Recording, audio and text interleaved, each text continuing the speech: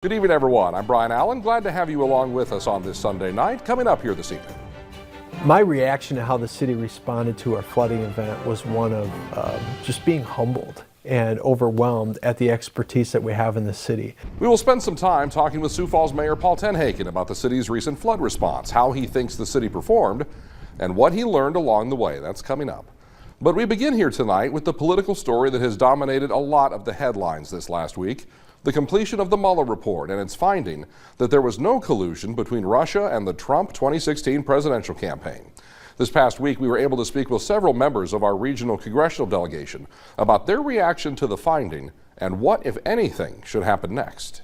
The Mueller report's primary finding that no collusion existed between the Trump campaign and Russia in 2016 is seen as a vindication for the president.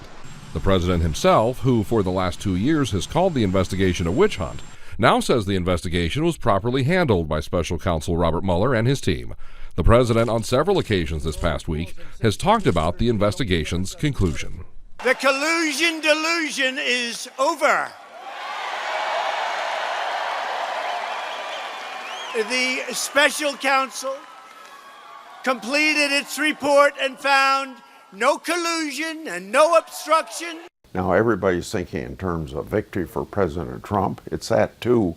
But just think, if this investigation had shown Russia was colluding with a presidential candidate, that would be a sad thing, and it'd do great harm. Iowa Senator Charles Grassley says the finding isn't just good news for the president, but in broader terms is good for the country as well, as it shows the Trump camp did not work with a foreign government to win the 2016 election.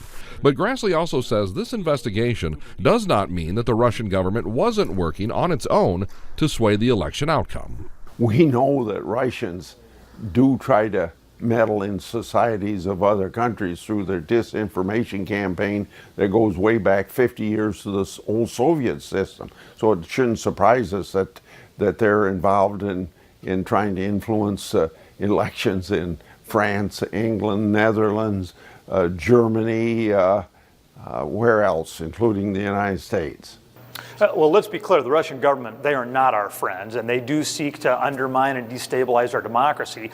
More than anything, this should be a time for Americans to come together and focus on what we can do in the future to push back on Russian interference. Technology is going to have a huge part of that, but as Americans, we also need to do what we can to make sure that we don't allow foreign adversaries to divide us. We need to be united during this time. South Dakota Congressman Dusty Johnson tells us there must be a greater push at the federal level to counteract Russia and any other country who may try to work to invalidate the American electoral process.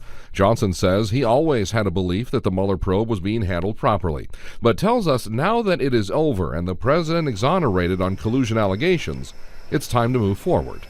I don't think we have any reason to believe that this hasn't been thorough and legitimate. More than anything, I think it's time for us to move forward to the major policy issues that our country has to be working on. The reality is congressional politicians are not going to be able to uncover something that a 22-month Mueller investigation didn't. I think it really is time for us to get to work. Where did the idea come from in the first place that the president was colluding? What was the evidence that was used in which to actually tape these conversations that went on? Was it appropriate for the Justice Department to go as far as they did with what appears to be some pretty flimsy evidence? Some of those things, whether or not we'll ever get to the bottom of it or not, is yet to be determined. South Dakota Senator Mike Round says he has always been suspect about what exact evidence led to the Mueller probe in the first place, but says regardless, now that the Mueller report has been completed and its results presented to Congress, the next step needs to be the report's released to the public. I'd like to see, as the Attorney General has indicated, that as much as possible be released to the public. I think that's healthy.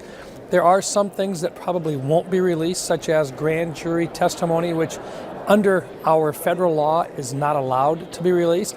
There may be some national security issues that may not be discussable.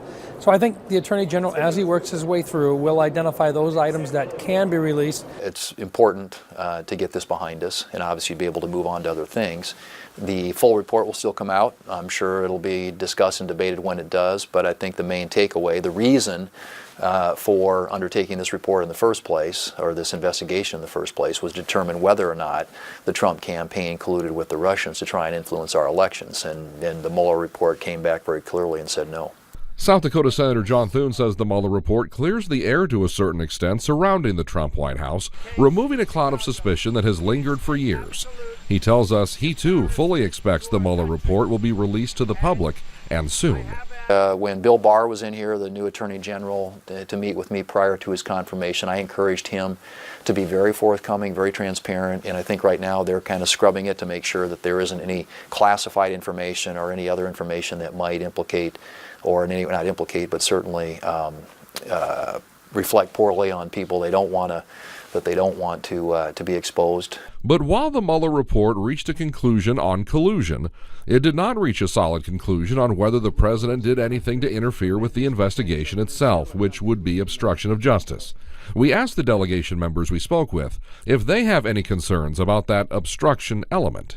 If there was collusion and violation of our laws, then there'd have to be a follow-up prosecution. And when you don't have any collusion, then there can't be any obstruction. So that's not an issue. There's a basic premise within law that you have to have an underlying crime being committed before you can have obstruction.